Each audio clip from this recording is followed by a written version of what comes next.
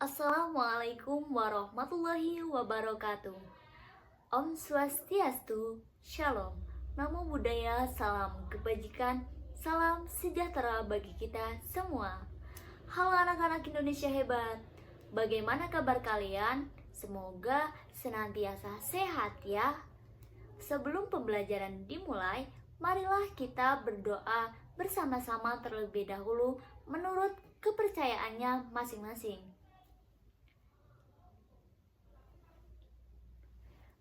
Berdoa tidak dibatasi. Pada kesempatan kali ini, kita akan belajar bersama-sama yaitu tentang materi kelas 4, bab 5, cerita tentang daerahku pada topik B, yaitu daerahku dan kekayaan alamnya. Nah, tujuan pembelajaran pada hari ini adalah yang pertama, peserta didik dapat menyebutkan kekayaan alam yang ada di daerah tempat tinggalnya. Yang kedua, peserta didik dapat mengorelasikan pengaruh geografis dengan kekayaan alam yang ada di daerah tempat tinggalnya. Dan yang ketiga, peserta didik dapat menyebutkan cara yang bijak untuk memanfaatkan kekayaan alam yang ada di daerah tempat tinggalnya. Nah, apa saja ya kekayaan alam yang ada di daerah tempat tinggalku? Dan bagaimana pengaruh geografis di daerah tempat tinggalku terhadap kekayaan alamnya? Serta bagaimana cara yang bijak untuk memanfaatkan kekayaan alam yang ada di daerah tempat tinggalku? Simak penjelasan berikut ini ya. Perhatikan percakapan kedua orang berikut ini. Pasar ini unik ya. Semua yang dijual di sini dari daerah sini loh. Dan karena dekat juga dengan gunung, daerah kita mudah juga mendapatkan berbagai macam hasil pertanian dan perkebunan. Nah, anak-anak, tahukah kalian bahwa setiap daerah di Indonesia memiliki bentang alam yang berbeda-beda? Lalu, tahukah kalian bahwa hal ini pun berpengaruh terhadap potensi sumber daya yang dimiliki masing-masing setiap daerah? Nah, Kabupaten Bima misalnya memiliki bentang alam yang terdiri dari dataran tinggi, dataran rendah, dan beberapa daerahnya berbatasan langsung dengan lautan. Kabupaten Bima memiliki bawang merah yang tumbuh dan berkembang dengan baik karena curah hujan yang rendah. Nah, bambu juga termasuk sumber daya alam yang banyak dimanfaatkan. Misalnya untuk perabotan rumah tangga, perabotan dapur, dan dinding rumah yang terbuat dari bambu. Bukan hanya itu, bambu juga digunakan sebagai alat musik serta bahan untuk membuat mainan loh. Nah, di daerah kalian pasti ada sesuatu yang bisa dan biasa dimanfaatkan penduduknya. Bisa berupa hewan ataupun tumbuhan.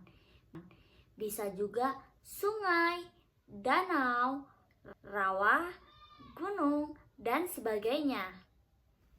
Wah, jadi penasaran ya, apa saja sih kekayaan alam yang ada di daerah tempat tinggal kita? Yuk kita jelajahi bersama. Nah, sebelum lanjut, yuk kita bermain mencari harta karun. Pertama-tama, coba anak-anak perhatikan peta negara tercinta kita, Indonesia. Kemudian, coba kalian temukan daerah provinsi tempat tinggal kalian. Jika sudah, perhatikan kartu yang ibu berikan. Kira-kira gambar apa yang terdapat di dalam kartu tersebut?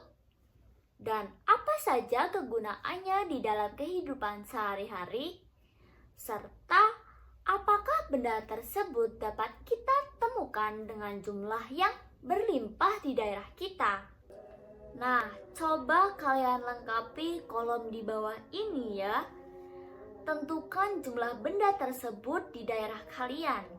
Jika terdapat dalam jumlah banyak, maka tulislah nama benda tersebut di kolom sebelah kiri.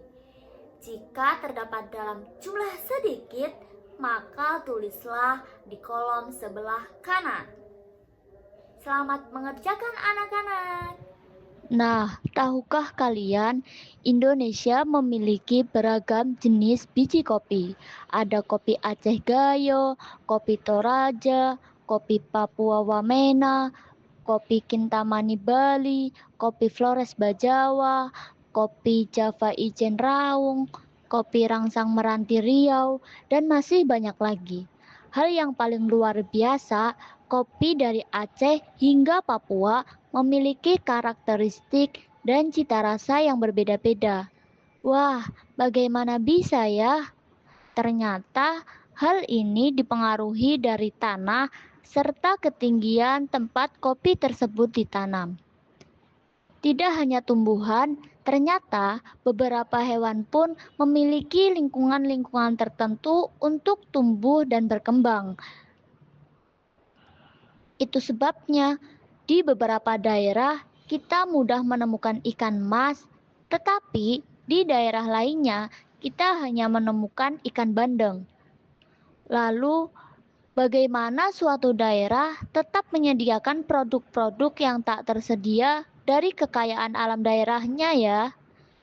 Kita dapat mendatangkan yang kita butuhkan dari daerah lain loh. Begitupun sebaliknya.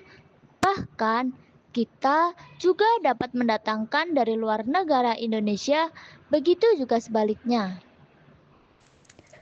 Yaitu dengan cara menggunakan layanan jasa pengiriman yang ada di Indonesia ataupun yang ada di luar negeri. Nah, setelah melihat video ini, dapat kita simpulkan bahwa kekayaan alam di suatu daerah bergantung pada bentang alamnya.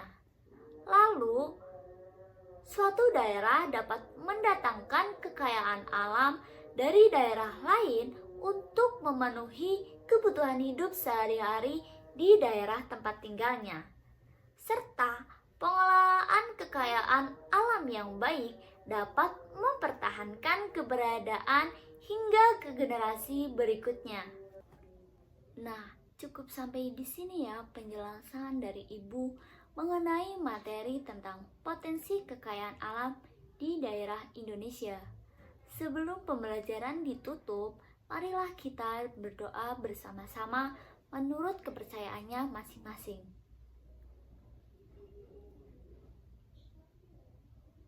Berdoa tidak dibatasi. Cukup sekian, terima kasih dan sampai bertemu kembali anak-anak.